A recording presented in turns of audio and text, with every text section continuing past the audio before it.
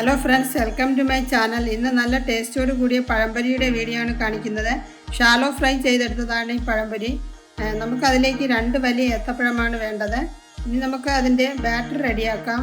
ബൗളിലേക്ക് 1 കപ്പ് വറുത്ത അരിപ്പൊടിയാണ് ചേർത്തത്. പുട്ടിനൊക്കെ പൊടിക്കുന്ന അതേ രീതിയിലുള്ള പൊടിയാണ്. എന്നിട്ട് 1/4 കപ്പ് മൈദയും അതിനോടൊപ്പം ചേർക്കണം. എന്നാലേ ഒരു സോഫ്റ്റ്നെസ് ഉണ്ടാവുകയുള്ളൂ നമ്മൾ ഉണ്ടാക്കി കഴിയുമ്പോൾ. കളറിനായി ആദ്യം നമുക്ക് കുറഞ്ഞ ക്വാണ്ടിറ്റിയിൽ മഞ്ഞൾപ്പൊടി ചേർക്കാം, 1/4 ടീസ്പൂൺ. എന്നിട്ട് 1 ടീസ്പൂൺ പഞ്ചസാരയും 1/4 ടീസ്പൂൺ ഉപ്പും കൂടെ ചേർക്കണം. ഉപ്പ് ചേർക്കുന്നത് ടേസ്റ്റ് ബാലൻസ് ആവാൻ വേണ്ടിയാണ്. കളറ് കുറച്ചുകൂടെ വേണം, അതുകൊണ്ട് 1/4 ടീസ്പൂൺ കൂടി മഞ്ഞൾപ്പൊടി ചേർത്തു.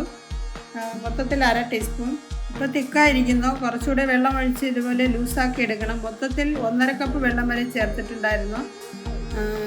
ഇത്രയും മതിയാകും. നമുക്കിനി പഴം കട്ട് ചെയ്തെടുക്കാം.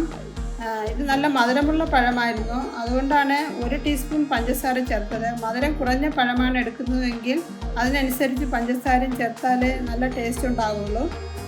മധുരം കുറഞ്ഞതാണെങ്കിൽ 1/2 ടീസ്പൂൺ വരെ പഞ്ചസാര ചേർക്കാവുന്നതാണ്. ഇതേപോലെ ഇത് വലിയ പഴമായതുകൊണ്ട് ഇങ്ങനെ 3 പീസായിട്ട് കട്ട് ചെയ്ത് എടുക്കണം. നമ്മൾ ചെറിയ പഴമൊക്കെ ആണെങ്കിൽ 2 പീസായി കട്ട് ചെയ്തെടുത്താൽ മതിയാകും. ഇതിനു മുന്നേ ഓയിലിൽ ഫ്രൈ ചെയ്തെടുക്കുന്ന പഴംപൊരിയുടെ വീഡിയോ അപ്ലോഡ് ചെയ്തിട്ടുണ്ട്. അത് കണ്ടിട്ടില്ലാത്തവരൊന്ന് കണ്ടു നോക്കണേ. ആ പഴംപൊരി നല്ല ടേസ്റ്റോട് കൂടിയതാണ്.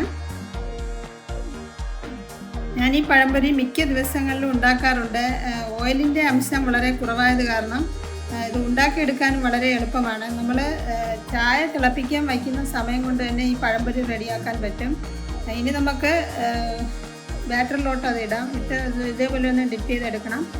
ഇനി നമുക്കത് ഫ്രൈ ചെയ്തെടുക്കാം. പാൻ നല്ല ചൂടായി വരുമ്പോൾ അതിലേക്ക് ഒരു 3 ടേബിൾ സ്പൂൺ വെളിച്ചെണ്ണ ഒഴിക്കാം. വെളിച്ചെണ്ണ ഒഴിച്ചിട്ട് അതിതുപോലെ ഒന്ന് ചുറ്റിച്ചെടുക്കണം. എന്നാൽ അത് എല്ലായിടത്തും ഒരുപോലെ വരികയുള്ളൂ.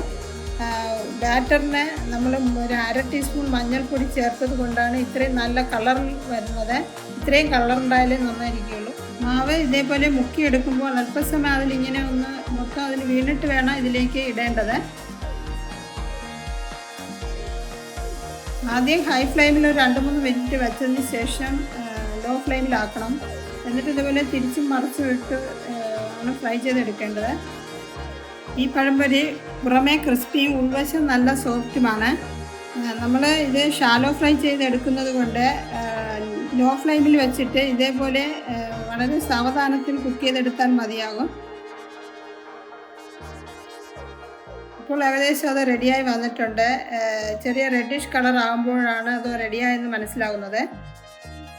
നമ്മൾ ഇതുപോലുള്ള ഷാലോ ഫ്രൈ ചെയ്തെടുക്കുന്ന പഴംപൊരി ഉണ്ടാക്കാൻ നോൺ സ്റ്റിക്കിൻ്റെ ഫ്രൈങ് പാൻ എടുക്കുന്നതാണ് നല്ലത്. അപ്പോൾ നമ്മൾ ഒഴിച്ച ഓയിലൊക്കെ അതുപോലെ അതിൽ ബാലൻസായി കിടക്കും. കുറച്ച് ഓയിലേ വേണ്ടി വരുള്ളൂ. ഇനി നമുക്കതൊരു പ്ലേറ്റിലേക്ക് ഇടാം. നല്ല ക്രിസ്പിയായി വന്നിട്ടുണ്ട്. വെളിച്ചെണ്ണയുടെയൊക്കെ നല്ലൊരു ഫ്ലേവറുണ്ട്. നമ്മൾ ഇതേപോലെ ഒരു തവണ ഉണ്ടാക്കുമ്പോൾ മനസ്സിലാകും. പിന്നെ നമ്മൾ കൂടുതൽ ഓയിലൊഴിച്ച് ഇങ്ങനെ ഫ്രൈ ചെയ്തെടുക്കാനേ തോന്നുകയില്ല. ഞാൻ വീട്ടിൽ എപ്പോഴും സ്ഥിരം ഇത് ഉണ്ടാക്കാറുണ്ട്. ഓയിലിൻ്റെ അംശം വളരെ കുറവായതും കൂടാതെ നല്ല ടേസ്റ്റുമാണ് ഇത് കഴിക്കാൻ. ഇനി നമുക്ക് രണ്ടാമത്തെ സ്റ്റെപ്പ് ആ ഓയിൽ തന്നെ ഇടാവുന്നതാണ്. എന്നിട്ട് ഇതേപോലെ ഹൈ ഫ്ലെയിമിൽ ആദ്യം വയ്ക്കണം. അത് കഴിഞ്ഞിട്ട് 2-3 മിനിറ്റ് കഴിഞ്ഞ് മീഡിയം ഫ്ലെയിമിലാക്കി ലോ ഫ്ലെയിമിലാക്കി അങ്ങനെയാണ് ഇത് കുക്ക് ചെയ്തെടുക്കേണ്ടത്. ഇതിനു മുന്നേ കുറേയേറെ വെറൈറ്റി ആയിട്ടുള്ള സ്നാക്സ് ഐറ്റത്തിൻ്റെയൊക്കെ വീഡിയോസ് അപ്ലോഡ് ചെയ്തിട്ടുണ്ട്. അതൊക്കെ കണ്ടിട്ടില്ലാത്തവർ ഒന്ന് കണ്ടു നോക്കണേ.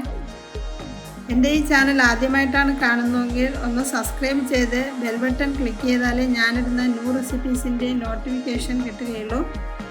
ഫ്രണ്ട്സ്, ഇതേ രീതിയിൽ പഴംപൊരി ഉണ്ടാക്കിയിട്ടില്ല എങ്കിൽ ഒരു തവണ ഒന്ന് ഉണ്ടാക്കി നോക്കണേ. ഇഷ്ടമായെങ്കിൽ റിപ്ലൈ കമൻറ്റ് ചെയ്യാനും മറക്കരുത്. ഇപ്പോൾ അത് റെഡിയായി വന്നിട്ടുണ്ട്. ഇനി നമുക്ക് അത് പ്ലേറ്റിലോട്ട് മാറ്റാം. ഫ്രണ്ട്സ്, എൻ്റെ ഈ വീഡിയോ കുറച്ച് പേർക്കെങ്കിലും യൂസ്ഫുള്ളായി കാണുമെന്ന് വിചാരിക്കുന്നു. ഫാമിലിയിലുള്ള ഫ്രണ്ട്സ്, റിലേറ്റീവ്സിനെ ഒക്കെ ഒന്ന് ഷെയർ ചെയ്യാനും മറക്കരുത്. നമ്മൾ ഈ പഴംപൊരി ഫ്രൈ ചെയ്തെടുക്കാൻ ആദ്യമേ 3 ടേബിൾ സ്പൂൺ ഓയിൽ മാത്രമാണ് ഒഴിച്ചിരുന്നത്. എക്സ്ട്രാ ഓയിൽ ഒഴിക്കേണ്ടി വന്നില്ല. വെറും 3 ടേബിൾ സ്പൂൺ ഓയിൽ കൊണ്ട് മാത്രം ഇത്രയും ക്വാണ്ടിറ്റി പഴംപൊരി റെഡിയാക്കാൻ സാധിച്ചു. എന്നിട്ടും കുറച്ച് ഓയിൽ ബാലൻസ് വന്നിട്ടുണ്ട്. ഈവനിങ് സ്നാക്സ് സമയത്ത് ടീയോടൊപ്പം ഈ പഴംപൊരി കഴിക്കാൻ നല്ല ടേസ്റ്റാണ്. നമുക്ക് ഇതിൽ നിന്ന് ഒരെണ്ണം എടുത്ത് മുറിച്ച് നോക്കാം. പുറമേ ക്രിസ്പിയും ഉൾവശം നല്ല സോഫ്റ്റുമാണ്. എന്നാൽ അടുത്ത് നല്ലൊരു റെസിപ്പിയുമായി വരുന്നത് വരെ നന്ദി.